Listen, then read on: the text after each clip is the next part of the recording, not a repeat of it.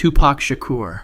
On September 7, 1996, one of hip-hop's most influential voices was silenced in the neon-lit streets of Las Vegas. Tupac Shakur, 25, had built a career as rap's most passionate and controversial poet, someone who turned street life into art and confrontation into platinum records. That night, he attended the Mike Tyson heavyweight championship fight at the MGM Grand with Death Row Records CEO Suge Knight. The two left the arena around 11:15 p.m., riding in a black BMW 750IL sedan with Knight behind the wheel. As they stopped at a red light on East Flamingo Road, a white Cadillac pulled alongside them. The driver rolled down his window and an arm extended from the passenger side. A .40 caliber Glock discharged in the rapid succession. 4 bullets tore into Tupac's body. One entered his right chest, another his right hand, and 2 more struck his pelvis. Knight was only grazed by a fragment. Despite the barrage of gunfire, Tupac initially remained conscious. Knight made a desperate U-turn and sped toward the hospital as Tupac bled profusely in the passenger seat. When paramedics arrived, they found the rapper still breathing but severely wounded. At University Medical Center, doctors discovered internal bleeding. They removed his right lung, which had been damaged beyond repair. For 6 days, Tupac fought for his life in the intensive care unit, drifting in and out of consciousness while machines helped him breathe. Infection set in. His organs began to fail one by one. Doctors attempted multiple surgeries, but the internal damage was too severe. On September 13, 1996, at 4:03 p.m., Tupac Shakur was pronounced dead. His mother, Afeni Shakur, had made the decision to remove life support after it became clear he would not recover. The gunmen were never identified. The white Cadillac was found abandoned in a parking lot miles away. The murder remains officially unsolved, leaving behind only theories, rumors, and music that continues to inspire generations who were born after Tupac drew his last breath. The Notorious B.I.G. On March 9, 1997, the East Coast-West Coast hip-hop rivalry claimed its second icon in less than a year. Christopher Wallace, known to the world as the Notorious B.I.G., or Biggie Smalls, had traveled to Los Angeles to promote his provocatively titled album, Life After Death. The 24-year-old Brooklyn native had transformed from street hustler to rap superstar, known for his distinctive flow and vivid storytelling. That night, Biggie attended a Soul Train Music Awards after-party at the Peterson Automotive Museum. The atmosphere was tense. He was a prominent East Coast figure in a city still mourning Tupac. At 12:45 a.m., the fire marshal shut down the event due to overcrowding. Biggie left with his entourage in a GMC Suburban, followed by several other vehicles carrying his associates. The convoy stopped at a red light at the corner of Wilshire Boulevard and South Fairfax Avenue. Biggie sat in the passenger seat, relaxed after what had been a successful night. Suddenly, a dark Chevy Impala pulled alongside them. The driver lowered his window. Without warning, a black-clad man fired 6 shots from a 9mm blue steel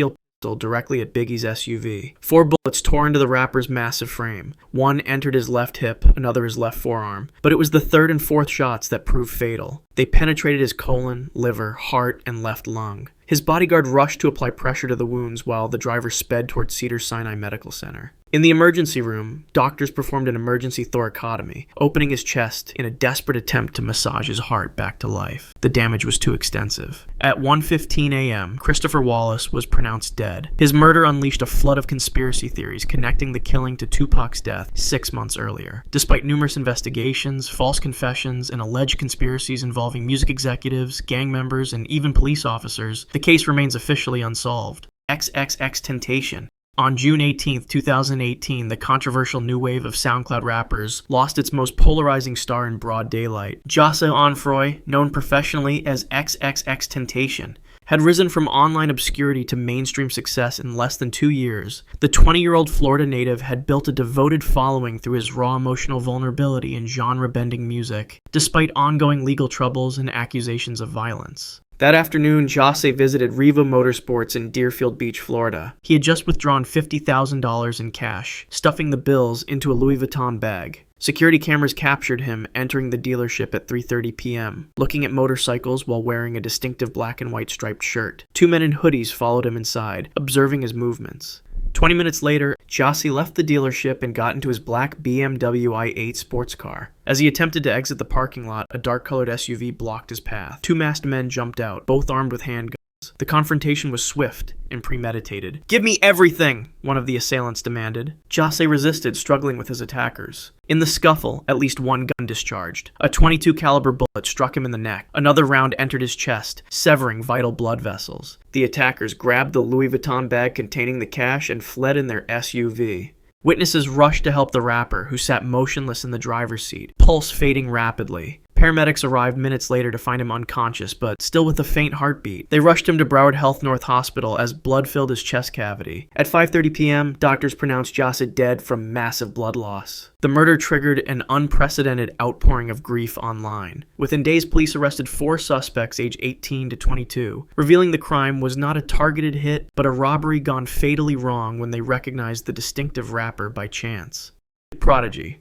On June 20th, 2017, hip-hop lost half of one of its most influential duos in a Las Vegas hospital room. Albert Johnson, known to fans as Prodigy of Mobb Deep, had battled sickle cell anemia since birth. The 42-year-old rapper had spent decades managing the painful blood disorder while creating some of the most respected music in hip-hop history alongside his partner Havoc. 3 days earlier, Prodigy had performed in Las Vegas as part of the Art of Rap tour, despite the desert's 110-degree heat.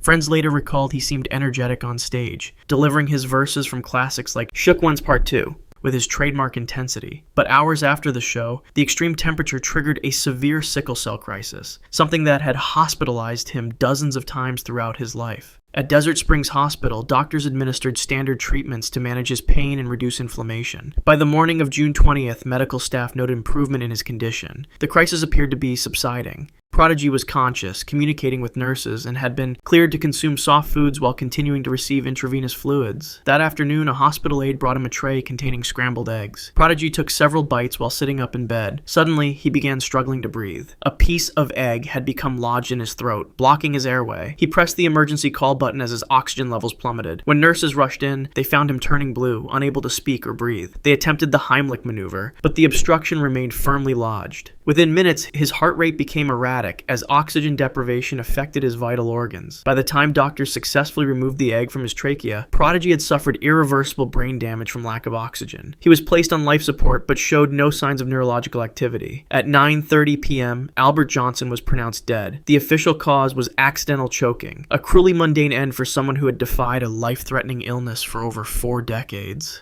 Static Major.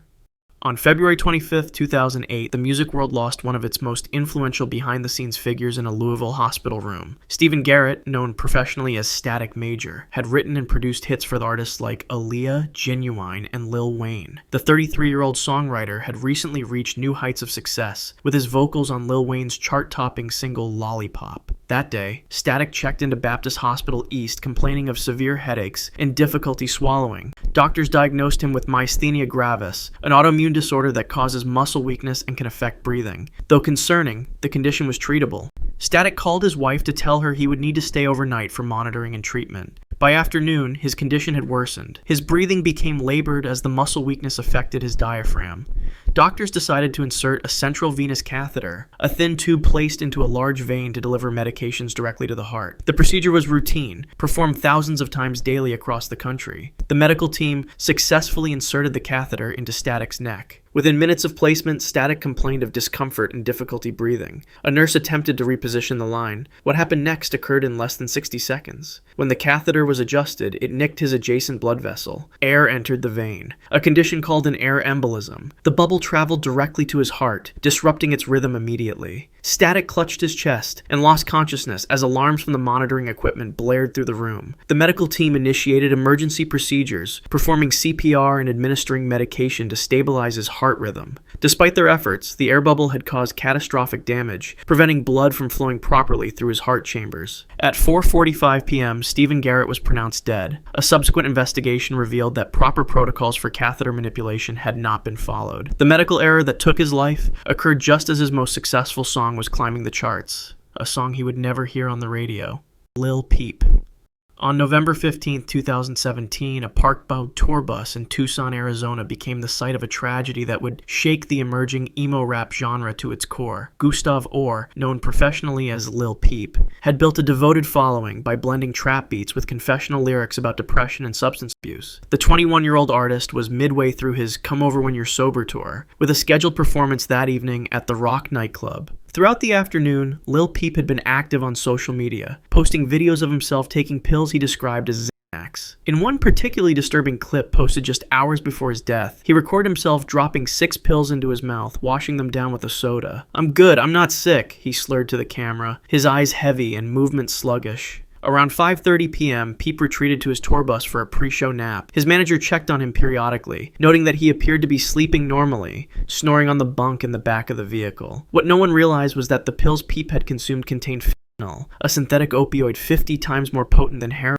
The combination of benzodiazepines and fentanyl created a lethal synergy. Each drug amplified the respiratory depressing effects of the other. With every passing minute, Peep's breathing grew shallower. His heart rate slowed. His blood oxygen levels dropped dangerously low. Yet externally, he appeared to be in a deep sleep. At 8:50 p.m., just 2 hours before his scheduled performance, his manager attempted to wake him. Peep was unresponsive, his skin cold and lips blue. Emergency services were called immediately. Paramedics arrived within minutes and administered Narcan, a medication designed to reverse opioid overdoses. It was too late. The drugs had stopped his breathing long before, causing brain death from oxygen deprivation. CPR attempts continued for nearly an hour, but at 9:53 p.m., Gustav Orr was pronounced dead. The toxicology report would later identify 6 different substances in his system, including cocaine and marijuana, but it was the deadly combination of fentanyl and alprazolam that had silently stopped his heart as fans gathered outside the venue, unaware their idol was already gone. Drakeo the Ruler.